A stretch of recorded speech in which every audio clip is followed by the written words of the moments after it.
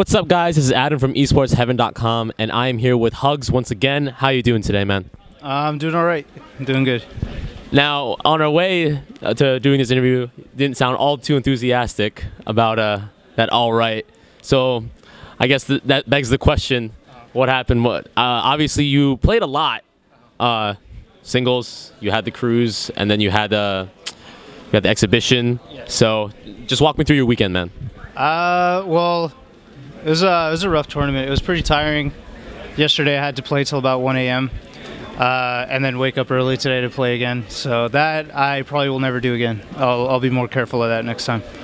But yeah, I definitely could have played way better. You know, good games to my opponents, but I could just do way, way, way better than that. So. Any particular reason? Because I don't think you did doubles, right? No, I didn't. I usually don't, just because I don't want to get exhausted, and I'd rather focus on singles. So I just skip doubles, unless like I have a partner that I know I could get top 3 with. Okay. So as much as I'm sure you probably don't want to talk about it, I'm sure the entire community wants to know what happened with the exhibition. I know you demanded it at first, given what happened after EVO. It seemed like you really wanted that rematch. So talk to me a little bit about that. He played really well, and we played at 1 a.m. So, I mean, that's a huge freaking problem, especially when you're playing a wobbler. You saw it this morning in singles. All kinds of people lost to ice climbers this morning because when you're coming in fresh, not warmed up, and not on point, wobbling just beats that really hard. Like, one mistake costs you your whole stock, and at 1 a.m. I'm going to make some fucking mistakes. So, he played well, but it is what it is. Yeah, I'm sure you weren't happy about it, but you know, just another tournament for now at least. How are you feeling overall about where you are right now as a player? I mean, I'm feeling good most of the time. Just today was crappy. So, I don't know. I think I'm getting better overall, but you can't do it every day, and a lot of people didn't do it today. So, I guess I'm not alone. No, I think that you're definitely not. There is a lot of upsets at this tournament, not even just to the ice climbers, like you said. But a few things happened before this tournament. I believe it was a week or two ago. You kind of like made that post on Twitter just explaining your situation. Maybe for those who did not see it, maybe just explain what was going on. Oh, yeah. It related to... So I pretty much left my job to pursue esports full-time. Because it's something I've been wanting to do for a long time. I was originally an accountant, and it's not really the path I want to take in life. Parents encouraged me, but unfortunately my parents aren't in a good financial situation, so they also need my help. So I talked to my stream. A lot of people have been enjoying my stream, found it entertaining. So I just communicated the fact that, hey, if you want me to keep doing this, if you like what I'm doing, then support. You know, I can't do this for free forever, and there are people who are counting on me, so if it comes down to it, then I could go back to accounting, but I really don't want to do that. That's not what I want to do with my life. So now, people have been supportive too. People have responded to that and helped out a lot, so I really, really appreciate everyone who's been helping out, and I hope to keep putting out good stuff for them. So doing something like that, where you expose yourself and so many, I guess you could say, your own problems in your own personal life, is something that some people would respect, some people don't. Some people find it very difficult, I guess, to like air the dirty laundry, whatever have you. Was that a really hard decision for you to make? What was going through your mind as you were thinking about it? Well, I mean, people who know me personally know that this is what's going on. So I just decided. You know, the fans that I'm getting and the people that are watching the stream, I'm starting to become, you know, closer to them. I'm starting to know these people too. So I felt like it wasn't really a hard thing to explain to them what's going on with my life, because I'm always pretty honest with my stream and with everything I do there. So I'm typically just an open person when it comes to, you know, my problems or my strengths or my happiness or my sadness. I would just put it out there. So it's not a big deal to me. It is what it is. Seems to be the common theme. Yeah. Well, the last time we did talk to you, you told me about your goals. You said you wanted to get back up there, and you did. You did very well in the Melee Army rankings. For 2015, how did you feel overall? Did you think that you should have been a little bit higher, maybe a little bit lower, or maybe just in terms of 2015, did you think you accomplished what you set out to do? In 2015 overall, I did. I definitely didn't have a strong second half of the year like I did the first half. But I'm looking to change that. This game's a weird thing, and things change all the time. I think earlier, right towards the end of 2015, I had the issue where I was beating everybody, but then not taking any big names. And then this year, it's kind of like I'm taking a lot of big names, but I'm losing everybody. So it's like it's a consistency issue. So definitely things I have to fix to keep moving up. But you mentioned something that is a bit interesting, because you said in the beginning of the year, right, you were doing really well, you were really improving, and then the latter half you kind of like died down. But as you said, you kind of decided to go full time later in the year. So it would seem that when you go later in the year and go full time, obviously you perform better. But it was the other way around. Why do you think it happens like that? How come training doesn't always work out the way we think it should? I don't think it was the other way around. The second half of the year was when I was still working in accounting, and then as my results were going down, I decided, all right, the time is up. The amount of free time I have with my job is no longer letting me improve in Smash, so now it's time to move on. In 2016, literally January 1st, 2016 is when I no longer worked at that accounting company, and since then I've taken names like Nintendo a couple times, Westballs, Duck, a couple other names, and it's been good in terms of good wins, but I still got to get my consistency down and not lose to players below that. Right. You have had some very impressive results this year. Is it, as you said, your family isn't doing that well financially, and you have expressed that to the community. When you're playing, when you're out there, do you think that adds an extra layer of pressure to yourself at all? No, not at all. I don't think about that when I play, because it's more so I'm not thinking like I need to win to support my family. That's kind of why I want to grow my stream, so that it's not an issue of win or lose, because obviously that's not as reliable as building a stream and a fan base that supports you that way. I want to build my stream so that this never becomes that.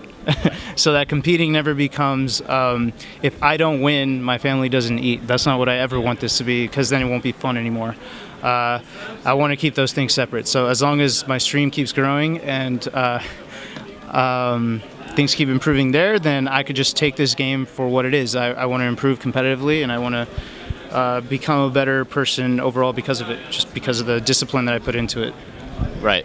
So you're full-time, and now you also said that you really want to improve your stream game. You just want to get a stream following that can sustain you. But now that you're full-time, what do you think you can accomplish now that you can completely focus on the game? Now that I could completely focus on the game, I'm hoping to be able to hit top 10 by the end of this year. It's going to be hard. I just got to figure out how to stop. Pretty much my main goal is always just to play my best. And unfortunately, that's much easier said than done. So if I could do that, then I think I could hit a goal like that. And that's my main focus. And I think I could do it with, the time I'm putting into it. I think I can make it happen. Now that you have all this time as well, are you still doing the same training routine, or have you changed your training habits to better suit the time that you have? No, I've definitely changed my habits. Like for Battle of the Gods, I was probably playing like 2 to 3 hours a day, like with the 2 weeks leading up to it. I could definitely do more, and it should be part of my routine consistently. For this tournament, it was a little harder to do that just because I was in the middle of traveling, so it's kind of hard to just settle down and play for like 2 to 3 hours while you're on flights and things like that. So, is that something that you're trying to balance too, like just making sure you're not traveling too much and over, I guess, exerting yourself? I think eventually, when I have like a team support, it's going to be easier to keep things consistent when you're traveling. So like when it comes to hoteling, I won't be in a room with other people that might be sleeping later than I am, and having to deal with that, or have my setup there. This one was fine because I was with the Michigan guys, and they had a setup there, and they weren't rowdy or anything like that. But I think when you get a team support and you have someone there to keep you in check, to give you a room so you can sleep when you need to sleep. If your hands are hurting, you have a physical therapist. When you're wondering about how I should approach this matchup, you have people there to tell you this is how you did at this time, this is what you should do here. Just a team that's supporting, I think things will be a lot more consistent, and it'll depend less on my resources. Yeah, that's a good thing that you bring up. You're one of the biggest players that doesn't have a big name sponsor right now. I know Lucky's another one as well. He's talked a lot about how he's submitted his resume to some places. I guess he's received a lot of offers, but he hasn't really liked what he's gotten, and he wants to be on EG. What's going on with you? Have you received a lot of offers that you refuse, and who ideally would you like to be with?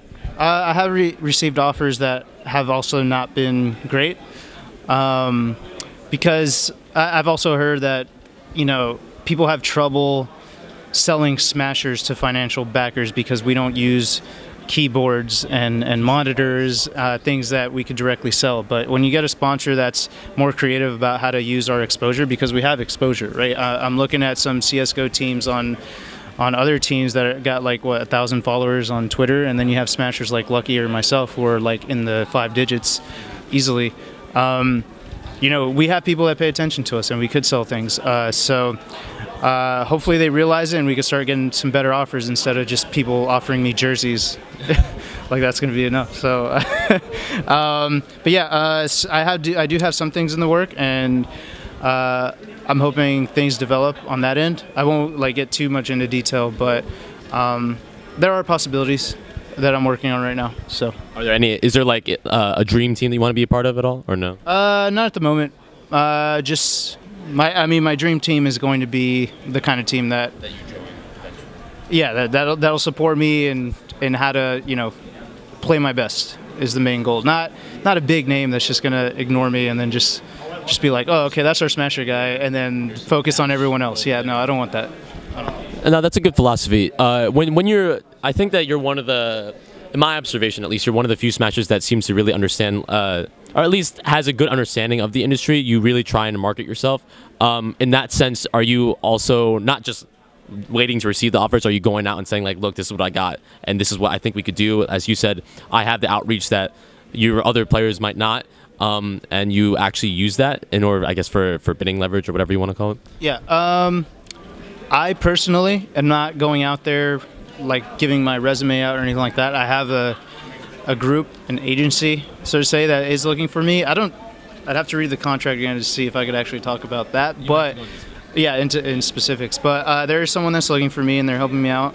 But also on top of that, just being in the position I'm in, there are groups that are seeking me out. So I kind of don't want to put it out like an application, because I feel if they really are interested in Smash or me, they already know about me and Smash. So they'll come to you, kind of thing. Yeah, and it's not like an egotistical thing saying they need to come to me, but it's more so that kind of gets that out of the way of whether or not they care and respect Smash. And a lot of times if you're throwing your resume out there, you don't really know how they actually feel about Smash. So getting enough opportunities to be able to wait, so it's okay. Okay. As long as you said, as long as you can support yourself and you can keep on doing this full time, because as I remember in the documentary, you said like back then, if I was able to do it full time, I would have done it. I would have dropped everything, and you would have done it, and you're doing it now. Is it something that was like, even though like Melee died back then, in your mind you're like, if it comes back, I'm gonna do it? Is it, or was it just like, well, it's dead now, so I guess this is it, kind of thing? That's what it felt like. Yes, it felt like it was dead, and there's nothing I could really do about it. So time to have a real big boy job. But once it came back, I think the choice, while not easy, it was clear what I wanted to do. So I did it. I've been talking a lot about with other people that I've interviewed how it's hard to kind of explain what you want to do to people who really don't understand esports. And you said your parents are very supportive. Can you like maybe describe how that kind of happened? Is it just because they might not get it, but they just support you in that way? They initially didn't get it, and they initially didn't support it. But as things have grown, as they've seen that this is a real thing, because the evidence is there now, even for parents who don't understand anything about gaming at this point, it's clear, and you could definitely see that it's an important thing, and the tides are changing. This is a real thing now. So it's easier to convince them now, and they're actually very supportive of it. They don't quite understand all of it, but they definitely know that there's a lot of potential there, and they know it makes me happy, so that's what they care about. I'm glad that you have a supportive family man and that you're able to do this full time. Now, another thing that's been kind of happening, a lot of Samuses have gotten a lot better, you yourself included. You've seen Duck really level up, honestly. And even though Plup has he is a chic man. He does bring out the Samus every now and then. Yeah. How are you feeling about the character now, like since maybe a year ago that I asked you about it? I think she's definitely being developed. There's still a lot of room to grow with her. We all have different styles, and we try to incorporate what we all do, but none of us have really put it all together into like a complete character, the way Armada has with Peach, and Hungrybox has with Jigs. Even Hungrybox could do a couple things better, or so Prince Abu says. But it's definitely she could be better, but right now what's happened is enough of us are representing her for people to understand that she's actually a good character and she could actually hang. Whereas people really thought she was dead a while ago. So I'm glad that's changing. Are you still thinking of a secondary? I remember last time we talked, you said you were thinking about Sheik. Well, not yet. I'm going to think of that when I no longer have options. So people always ask me that. It's like, oh, don't you think you'd do better with a different character? It's like, when you make a bad decision and lose a game for it, can you really say it's because the character doesn't cut it? If there was an option and I didn't choose it, then it is my fault. It has nothing to do with the character. So the day I realize that there isn't an option for a situation, that's when I will try to use another character. But for now, that's not there. It's all me making mistakes. So I have to fix that first before I consider using a different character. I think that's a really good philosophy. I've actually talked with a lot of other Smashers. Again, they were talking about dual maining versus maining, and it's always interesting to hear what other people think. Now, one thing that I think you might actually be good at, I know that the infamous commentary video isn't very popular of yours, but have you ever thought about branching into commentary given your, I would say your, how do I put this, like your place in a lot of different areas? You wear many different hats? Maybe in the future when I'm kind of done with playing a while from now. I feel that it would take away from my concentration in actually playing, so I wouldn't want to do that right now. But eventually, when it's that time, and I'm talking like maybe like when I'm 40 or something, I don't know. way down the line. Yeah, down the line, then yeah, I could definitely do that, and I see a lot of opportunities for that too. Okay. One final thing I want to ask you about for sure. Evo, obviously, probably would you say your best performance last year? Last year, yeah.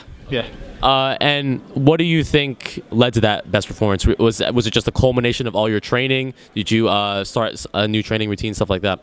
I'd say it was the culmination of all my training, and I was just on it. I don't know. Sometimes this is what makes this game crazy, is that sometimes you look at that and you say, I'm actually a better player than I was then.